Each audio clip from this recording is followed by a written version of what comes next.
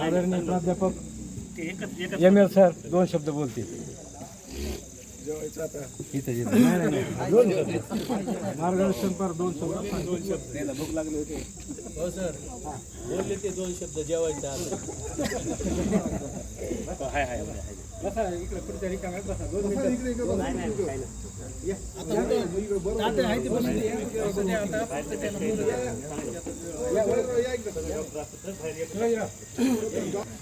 सर्वांना नमस्कार. आज आपण एका आनंद सोहळ्यामध्ये सर्वजण सहभागी आहोत. प्रसंग आहे सुप्रसिद्ध उद्योजक आमचे सन्मित्र आणि मार्गदर्शक श्री विष्णुपंत केंद्रे यांचा आज वाढदिवस आहे. आणि सोबतच आमचे दुसरे सन्मित्र सर्वांचे आवडते आणि प्रसिद्ध व्यापारी फोटोग्राफर असोसिएशनचे पदाधिकारी यशवंत चव्हाण बापू यांच्या मुलीला मुलगा झाला, आजोबा झाले. त्या दिवसापासून त्यांचा आनंद गगनात मावेनासा असा आहे. आम्ही तो अनुभवतो आहोत. आज त्याला त्यांनी या ठिकाणी एक मूर्त रूप दिलं आणि त्यामुळं आपण सारेजण या ठिकाणी एकत्र जमलेलो आहोत.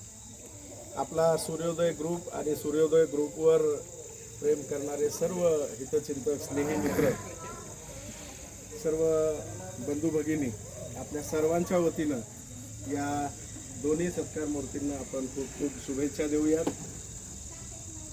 खरं म्हणजे विष्णुपंत त्यांच्या नावातच विष्णू आहे. विष्णुमय जग वैष्णवांचा धर्म, भेदाभेद भ्रम अमंगळ या भूमिकेतून त्यांनी त्यांची आतापर्यंतची हयात घालवली आणि आपल्या सर्वांच्या समोर त्यांचा कौटुंबिक चित्रपट अतिशय यशस्वी होताना आपण सारे पाहतो आहोत. आज त्यांच्या आनंदात त्यांचे सर्व कुटुंबीय, त्यांच्या पूर्णांगिनी, अधिक त्यांची दोन्ही मुलं, आंबेजोगाईहून आलेली सगळी मंडळी, घरची सगळी मंडळी, बापूंच्या देखील घरातील सर्व सदस्य आणि आपण सर्व त्यांच्या आनंदात या ठिकाणी सहभागी झालो. बापूंचंही नाव यशवंत. खरोखर ते त्यांच्या व्यवसायामध्ये, त्यांच्या कुटुंबात यशवंत सिद्ध झालेले आहेत. अडचणी या तर प्रत्येकाच्याच कुटुंबामध्ये.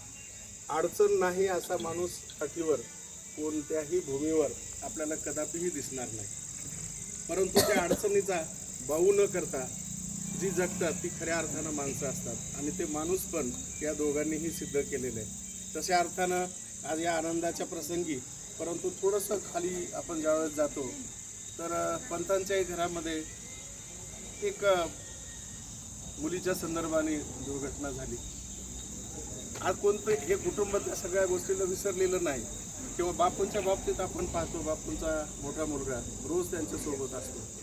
म्हणजे दुःख किती जरी मोठं असलं तरी त्याला आपल्या कवेमध्ये आनंदानं घेऊन जीवन जगणं याच्यामध्ये खऱ्या अर्थानं मित्रांनो असते.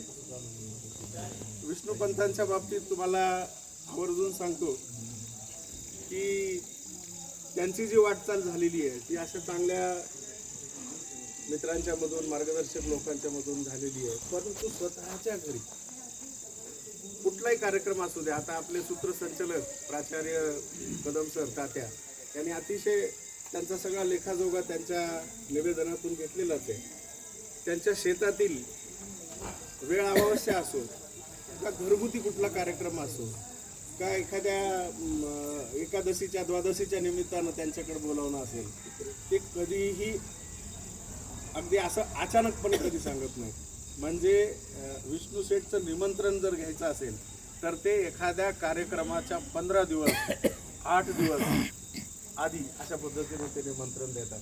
आणि त्याचा फायदा काय होतो तर आपल्याला कुठला जरी कार्यक्रम असला तरी आपण ते सारं सोडून ते कार्यक्रम अटेंड करतो आपल्याला.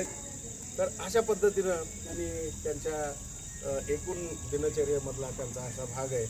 त्यांच्या पूर्णांगिनीबद्दल देखील त्यांनी सांगितलं की ताईच्याकडे जर आम्ही गेलो तर आपल्याला भूक ठेवू लागते, कारण त्यांचा अशा पद्धतीनं शिरस्ता असतो एखाद्या पाहुणचाराचा की तो कुणाला मोडवत नाही. आणि मग याचा अनुभव आम्ही साऱ्यांनीच घेतलेला आहे आणि आज त्यासुद्धा या ठिकाणी या कार्यक्रमामध्ये सहभागी आहेत. सरांनी एक गोष्ट आवर्जून सांगितली की आम्ही सारे मित्र या सूर्योदय ग्रुपच्या माध्यमातून मॉर्निंग वॉकमध्ये आनंद घेतो आहोत. सकाळचं आमचं सगळ्यांचं फिरणं असतं.